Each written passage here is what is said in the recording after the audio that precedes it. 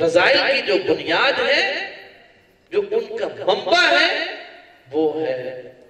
خواہشات نفسانی، نفسانی خواہشات۔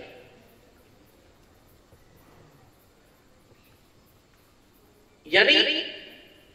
انسان اپنی چاہتوں کو پورا کرنے پر لگ جائے اور اپنی چاہتوں کو انسان آزاد چھوڑ کہ جی میں تو اپنی زندگی ایسے گزاروں گا کہ جو چاہوں کروں، اپنی زندگی ایسے گزاروں گا کہ جو چاہوں کروں۔ یہ جو فلسفہ ہے، یہ جو سوچ ہے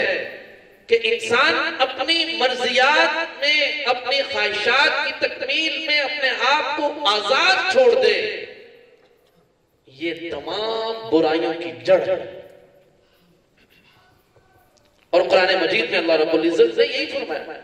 وَلَا تَتَّبِعِ الْهَوَىٰ فَيُضِلَّكَ عَنْ سَبِيلِ اللَّهِ، کہ بھئی خواہشات کی پیروی نہ کرو، یہ تمہیں اللہ کے راستے سے دور کرنے کی، بھٹکا دے گی تمہیں۔ تو اتباع ہوا، خواہشات کی پیروی، خواہشات کی تکمیل کے لیے اپنے آپ کو آزاد چھوڑ دینے کا فلسفہ اور نظریہ اور سوچ، یہ چیز جو ہے یہ تمام برائیوں کی جڑ ہے۔ اور اس کے مقابلے میں جو چیز ضروری ہے وہ یہ ہے کہ انسان اتباع ہوا کے بجائے وہ اتباع خدا کرے، یعنی اللہ کی طرف سے جو ہدایت نامہ انسان کے لیے اتارا گیا اور جو شریعت انسان کے لیے بھیجی گئی، اتاری گئی، انسان اپنی آرزویں، اپنی تمنائیں، اپنی خواہشات کو اس ہدایت کے تابع کر دے،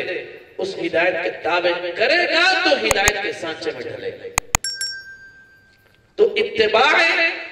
ہوا کے مقابلے میں اس کے لیے ضروری ہے کہ وہ اتباع خدا کرے۔ يا نفس إن لم تظفري لا تجزعي وإلى موت